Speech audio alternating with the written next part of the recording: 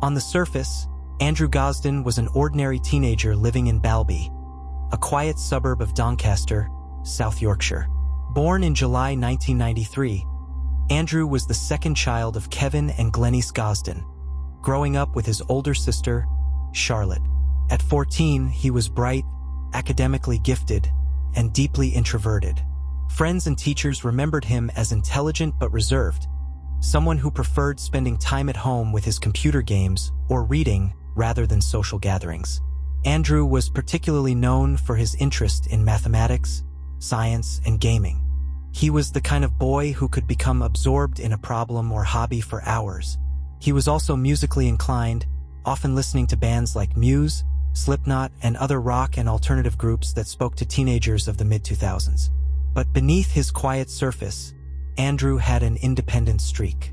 He was mature for his age, able to navigate the world with a confidence that belied his youth. Friday, September 14, 2007, began like any other school day in the Gosden household. Andrew was supposed to be on his way to the Macaulay Catholic High School, where he was a model student. Instead, he made a decision that would alter the course of his life and plunge his family into a nightmare that remains unresolved to this day. That morning, he left home in his school uniform but never made it to class. Instead, Andrew returned home after his parents had left for work. He quietly changed into casual clothes: a black Slipknot t-shirt, black jeans, and black sneakers. He then withdrew £200 from his bank account at a nearby cash machine, nearly his entire savings. To observers, it seemed premeditated. Every step pointed to intention rather than accident. With money in his pocket and a change of clothes, Andrew walked to Doncaster railway station. He bought a one-way ticket to London King's Cross, paying in cash. The choice of a single ticket raised questions later, but at the time, the transaction was routine, unnoticed by staff who sold dozens of such tickets each morning. Witnesses recalled nothing unusual about the teenager who boarded the 9:35 a.m. train. The journey to London took just under 2 hours. For those who later retraced his steps, it was chilling to imagine this solitary 14-year-old sitting on a train surrounded by commuters, his small frame lost among adults heading into the capital. At 11:20 a.m., Andrew arrived at King's Cross Station. CCTV cameras captured him walking purposefully through the concourse. He was alone, carrying no visible bag or belongings beyond what he wore. It was the last confirmed sighting of him. Back in Doncaster, Andrew's absence went unnoticed until later that day. When he didn't return home at the expected time, his parents assumed he had stayed late at school. It wasn't until evening that panic set in. Calls to the school revealed he hadn't attended classes. His friends hadn't seen him. The reality that Andrew was missing began to crystallize. By nightfall, Kevin and Glenys contacted police, sparking what would become one of Britain's most haunting missing persons cases. At first glance, there was nothing about Andrew's actions that suggested danger. He hadn't taken a bag or a change of clothes beyond what he wore, and he hadn't left a note explaining his intentions. His family couldn't fathom why he had emptied his savings and traveled alone to London. He was close to them, dependable, not a boy who engaged in risky behavior. Yet something had drawn him to the capital. That Friday evening, as his parents struggled to comprehend what had happened, Andrew's absence stretched into the night. For a family that prided itself on routine and stability, the silence of his empty bedroom was devastating. Kevin later recalled that it felt as though the ground had given way beneath them. Nothing about their world made sense anymore. In the days that followed, the CCTV footage from King's Cross provided the only solid lead. Investigators confirmed Andrew's movements up to that point, but what came after remained a mystery. London, with its millions of people and endless streets, had swallowed him whole. This first act of the story is as chilling as it is simple. A bright, quiet teenager deliberately broke from his routine, traveled to one of the busiest cities in the world, and was never seen again. The mystery didn't begin with strangers or suspects. It began with a choice Andrew made that morning. A choice that continues to haunt his family and confound investigators nearly 2 decades later. You're watching Trace of Evil, where we reveal true crimes, unsolved disappearances, and mysteries surrounding crime. Like and subscribe to watch more episodes from our channel. Let's get back into the story of Andrew Gosden. The hours following Andrew's disappearance marked the beginning of a frantic and enduring search. For Kevin and Glenys Gosden, the reality set in quickly. Their 14-year-old son had boarded a train to London and vanished in one of the busiest cities in the world. With no note, no message, and no explanation, they faced not only fear but profound confusion. Police were alerted the night Andrew failed to return home. Initially, the response reflected a standard missing persons case. At 14, Andrew was still legally a child, and his decision to travel alone to London immediately raised alarms. Early searches focused on Doncaster. Officers checked local hangouts, schools, and friends' homes. When CCTV footage confirmed Andrew had indeed taken the train to London, the case shifted dramatically. What had begun as a local disappearance was now a national investigation. The discovery of his movements offered clarity but also raised troubling questions.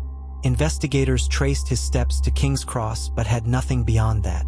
There was no record of him purchasing onward tickets, checking into accommodation, or contacting anyone in London. No friends or family reported expecting him. His bank account remained untouched after the initial withdrawal of £200. His phone, left at home, eliminated the possibility of call records or digital trails. For detectives, this presented a unique challenge. A teenage boy had effectively erased himself from traceable existence in one of the most surveilled countries in the world. With no social media accounts at the time and no mobile phone activity, the trail went cold almost immediately after King's Cross. Meanwhile, the Gosden family took their own steps to raise awareness. Posters with Andrew's image appeared across Doncaster and London. His face, framed by short brown hair, glasses, and a quiet, serious expression, was broadcast on television and in newspapers. Appeals for information were made nationally. The family, though devastated, became advocates for their missing son, speaking to the press and urging anyone with information to come forward. Despite these efforts, the case quickly stalled. London, with its vastness, offered infinite possibilities for a young boy with money in his pocket. Police investigated whether Andrew had traveled there to attend a concert, meet someone, or simply explore the city. His interests in music and independence seemed to point toward personal motivation rather than foul play, but without evidence, every path remained speculative. As weeks turned into months, the investigation deepened but produced little. Detectives explored reports of sightings, though none were substantiated.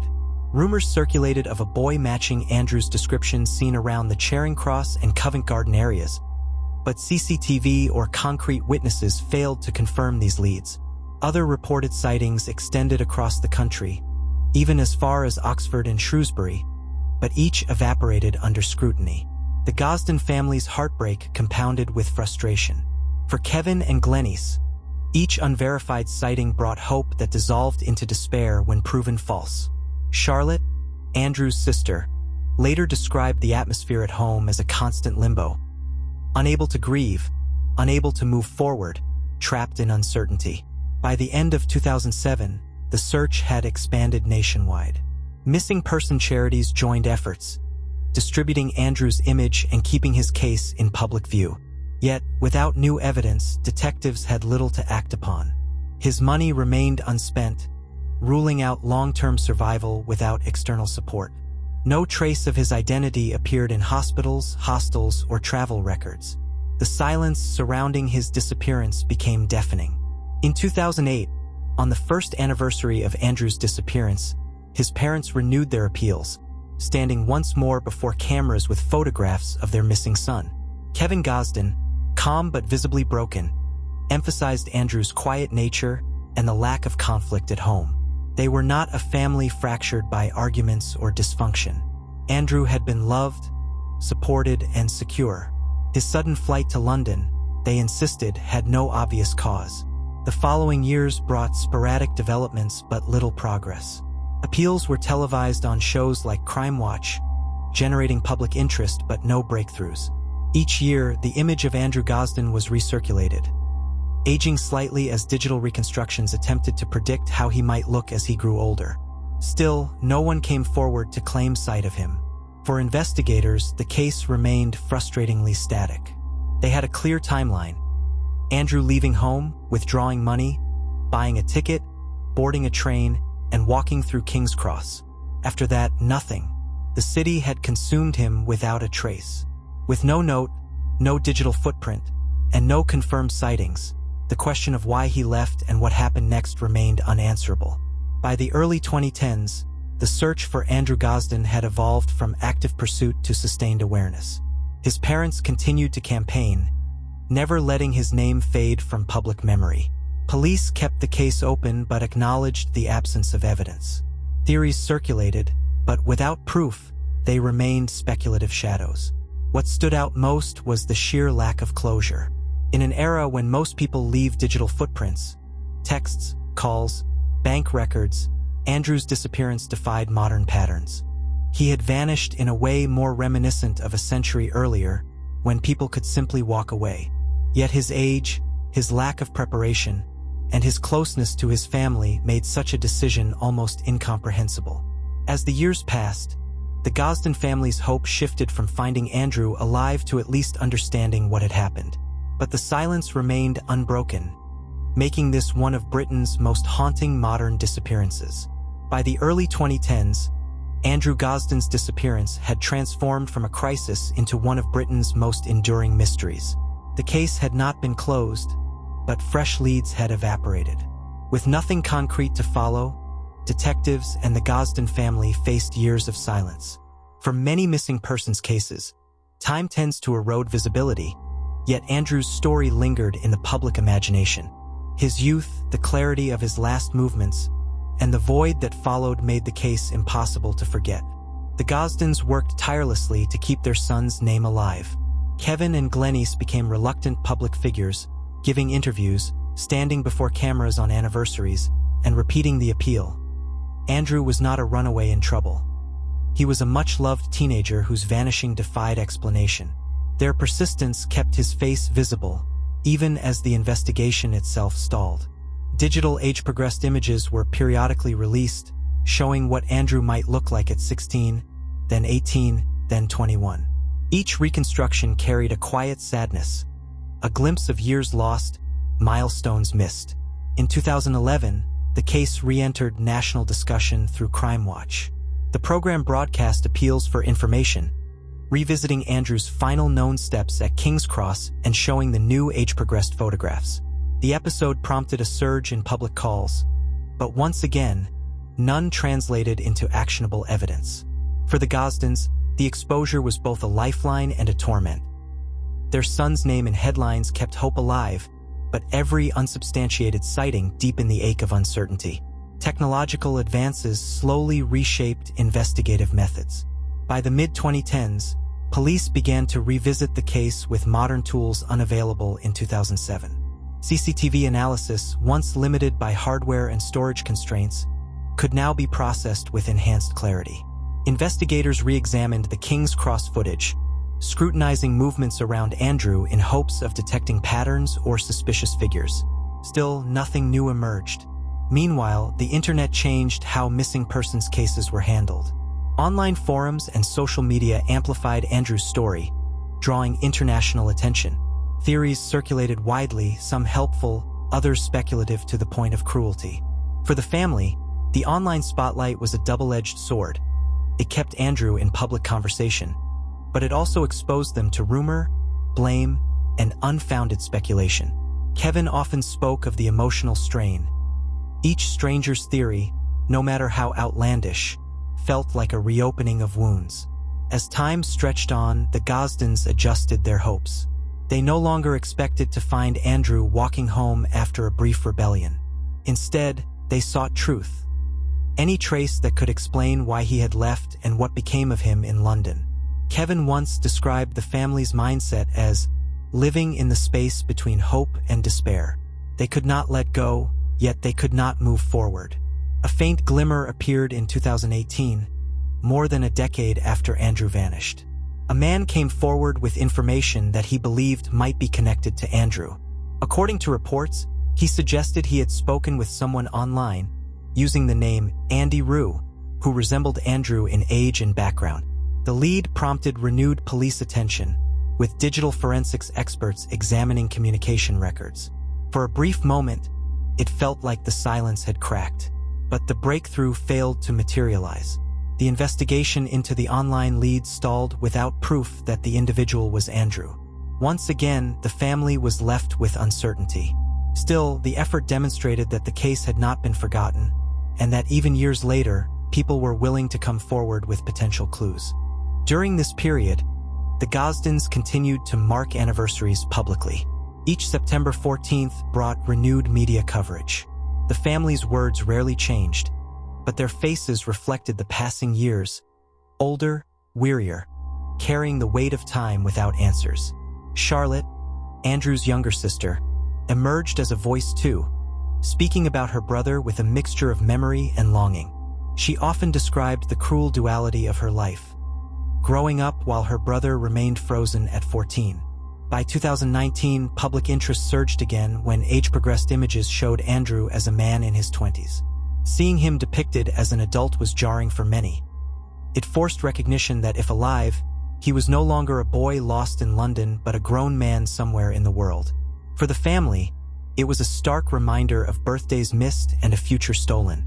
Despite limited progress, South Yorkshire Police maintained the case as open. Advances in missing persons databases, international cooperation, and improved surveillance review methods ensured that Andrew's profile remained active across law enforcement systems. Any unidentified body found in the UK was checked against his details. His DNA and dental records remained on file, ready for comparison. The 2010s closed with the Gosdens still trapped in limbo. They had not found Andrew, but they had also not been given reason to believe he was gone forever. In missing persons cases, that liminality is the hardest burden. Grief without certainty, hope without direction. For over a decade, Andrew's absence had been a daily reality, yet it was an absence without explanation. Then, in 2021, after 14 years of near silence, the case jolted forward. Police announced the arrests of 2 men on suspicion of kidnapping and human trafficking related to Andrew's disappearance. The development stunned the public and reignited hope for answers. For the Gosdens, it was the first significant breakthrough in more than a decade, proof that perhaps, buried beneath years of frustration, there might still be truths waiting to surface. For 14 years, the case of Andrew Gosden seemed frozen in time, a haunting disappearance without resolution. Then, in December 2021, South Yorkshire Police made an announcement that jolted the investigation back to life. 2 men, aged 38 and 45, had been arrested on suspicion of kidnapping and human trafficking in connection with Andrew's disappearance. The news stunned the public, who had long assumed the case had gone dormant. And for the Gosden family, it was both a shock and a potential turning point. The arrests followed years of re-examination, with detectives continually revisiting old evidence and reprocessing data using new forensic techniques.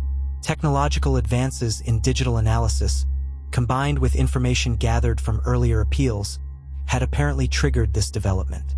While the police were careful not to reveal details, the arrests suggested that investigators had uncovered a lead strong enough to pursue formally. For the Gosden family, hope flickered cautiously. They had endured false dawns before, potential sightings, online tips, and unverified claims. But this was different. Law enforcement was acting decisively, indicating that behind the public silence, work had been ongoing. Kevin and Glenys, speaking to the press, urged patience and emphasized the need for evidence. They were deeply aware that arrests did not equate to resolution, but they also understood that after 14 years, any movement in the case was extraordinary. The breakthrough prompted renewed media coverage. Newspapers revisited Andrew's last known steps. Walking alone out of King's Cross Station, fading into the crowd, never to be seen again. Television segments replayed the grainy footage of him buying a ticket in Doncaster, boarding the train, and stepping into London. Age-progressed images were shown again, alongside the photographs of the bright, bespectacled boy who had once been so full of promise. For many who had followed the story, the arrests were a reminder of how much time had passed and how Andrew had remained absent through it all. In 2022, the case advanced further when the men were charged. One was accused of kidnapping and trafficking offenses. The other faced charges of possessing indecent images of children. The distinction in charges suggested different levels of involvement, though the specifics were not disclosed. For Andrew's family, the development carried both dread and fragile hope. On one hand, it indicated the possibility of exploitation or harm. On the other, it implied that investigators were finally piecing together what had happened to their son. Legal proceedings, however, moved slowly. The British justice system requires a careful accumulation of evidence, and in cold cases, this process can be even more challenging. Memories fade, records are lost, and witnesses grow harder to locate. Forensic advances can shed new light, but the gaps of time are difficult to bridge. Still, the charges signaled that Andrew's case was no longer considered a mystery without direction. Instead, it was an active investigation with suspects facing the weight of law. For the Gosdens, the arrests marked a new phase of their ordeal. The grief of absence had never lessened, but now they faced the possibility of answers that could confirm their deepest fears. Kevin described the family's position as suspended between longing for truth and fearing the cost of it. To know what happened to Andrew might mean confronting terrible realities, yet to continue in uncertainty was equally unbearable. The case also highlighted broader questions about missing persons investigations in the UK. Andrew's disappearance had shown the limitations of early response, particularly when a child acts in ways that fall outside expected patterns. With no prior behavioral issues, Andrew had not fit the profile of a runaway. His deliberate steps to withdraw money, leave his phone behind, and travel to London suggested planning, but his lack of survival skills and resources contradicted long-term escape. Investigators were forced to walk a fine line between treating him as a voluntary runaway and as a potential victim of crime. The 2021 arrests underscored how those uncertainties may have masked darker truths from the start. Beyond law enforcement, the case carried immense emotional resonance in the public sphere. Andrew's story had become emblematic of the vulnerabilities of youth, the unpredictability of disappearance, and the unbearable limbo faced by families left behind. Campaigners for missing persons often cited his case as a reminder that time should not diminish urgency, and that unresolved disappearances deserve sustained attention. As of 2023, the legal process had yet to deliver final conclusions. The men charged continued through the system, with police maintaining that the case was ongoing. No definitive statement about Andrew's fate had been made. Whether he was still alive, whether he had fallen victim to trafficking, or whether he had met another end remained unknown. For the Gosdens, each day carried the same burden: the absence of answers, the persistence of memory, and the weight of hope that had endured for over a decade. What is certain is that Andrew Gosden's disappearance has left an indelible mark. His story is one of haunting silence, of a boy who vanished in the middle of a bustling capital, of parents who refused to let him be forgotten, and of investigators who, despite years of frustration, refused to close the file. The 2021 arrests reignited belief that truth might still be found, but they also underscored how elusive closure can be in cases of this nature. In the end, the disappearance of Andrew Gosden is more than a missing persons case. It is a reflection of the fragility of ordinary life, how a single morning decision can unravel into a mystery that spans decades. It is a story of persistence, of a family's unwavering love, of detectives refusing to surrender, and of a society unwilling to forget. Whether the truth lies buried in records, hidden in memory, or waiting in the outcome of a trial, the search for Andrew continues. And until answers emerge, his absence remains one of the most haunting mysteries in modern Britain.